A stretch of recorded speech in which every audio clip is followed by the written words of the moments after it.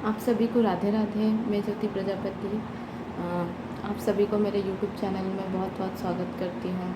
जैसा कि आप सभी को पता है कि अपना यूपी पुलिस कांस्टेबल का एग्ज़ाम हो चुका है, जो कि पारदर्शिता के साथ ही करवाया गया, जिसमें ऐसी कोई गुंजाइश नहीं है कि पेपर लीक हुआ है या कोई भी शिकायत सुनने को नहीं मिली है। तो पेपर अपना सही तरीके से ही हुआ है। बस ये बात की जाए, इस बार नेगेटिव मार्किंग नहीं है तो कट ऑफ बढ़ेगा।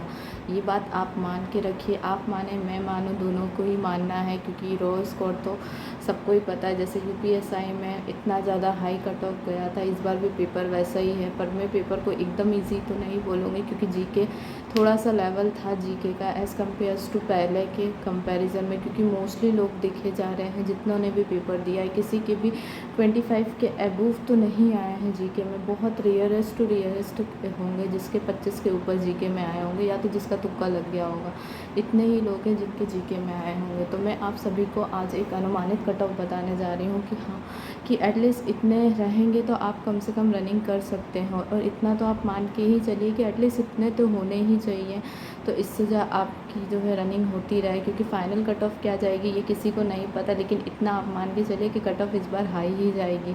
आप ये मत सोचिए, या अदर लोगों की वीडियो देख के आपको अगर ऐसा लगता है कि हाँ कम कट ऑफ जाएगी, हम कम वीडियो वाले की देख ले, इसने कम बताई है, इससे हो जाए, इससे सिर्फ आप अपने आप को धोखा दे रहे हैं और कुछ नहीं है। अगर आपके कम मार्क्स है तो आप आगे तैयारी करिए। मैं वीडियो के लास्ट में आपको बताऊँगी कि आप आगे कैसे तैयारी करें, सब चीज़ें बताएँ। आप वीडियो को अंत तक के देखें। अभी मैं आपको कट ऑफ के बारे में बताना चाह रही हूँ कि एटलीस्ट एक्सपेक्टेड कट ऑफ क्या हो सकती है। एटलीस्ट अगर आपके इतने मार्क्स हैं तो आप रनिंग कर सकते हैं। तो मैं आपको सबसे पहले ये बताना चाहूँ, जैसा कि मैं आप सभी को बता रही थी कि जो मेल की कट ऑफ है वो कितनी हो सकती है। तो मेल के लिए जो है वो, अगर आपके जनरल में 250 से लेकर 260 के बीच है तो आप फिज़िकल की तैयारी आराम से करिए। ओबीसी के 240 से लेकर 250 के बीच है तो आप तैयारी करिए। ईडब्ल्यूएस की बात करेंगे 225 से लेकर 235 के बीच है तो आप फिज़िकल की तैयारी कीजिए। एससी की बात करेंगे 205 से लेकर 215, और एसटी की बात करेंगे तो 185 से लेकर 195 के बीच अगर आपके मार्क्स बन रहे हैं तो आप बेझिझक होकर फिज़िकल की तैयारी करिए। किसी की बात मत सुनिए, क्योंकि आप ये मान के चलिए इस बार 32,000 पोस्टें हैं। ठीक, ऐसे ही फ़ीमेल की बात करेंगे तो फ़ीमेल में अगर किसी के भी मार्क्स जो बन रहे हैं वो 235 से लेकर 245 के बीच हैं तो वो अपनी फ़िज़िकल की तैयारी कर सकता है। ओबीसी की बात करेंगे तो ओबीसी के अगर 225 से लेकर 235 के बीच बन रहे हैं तो आप फ़िज़िकल की तैयारी करिए। ईडब्ल्यूएस की बात करेंगे 215 से 225 है।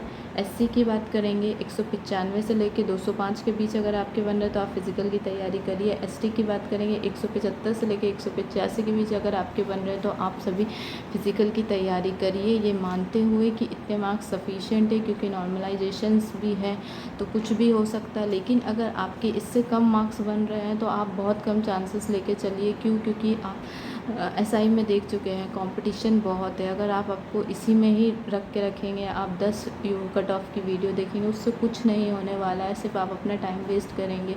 जितना हो सके मैं ये कहूँगी कि आप आगे बढ़िए और आगे की तैयारी पे अपने ध्यान दीजिए। अपनी पढ़ाई को कंटिन्यू रखिए, पढ़ाई को रोकिए मत। पढ़ाई रोकने से कुछ भी नहीं होगा, सिर्फ आप अपना लॉस करेंगे।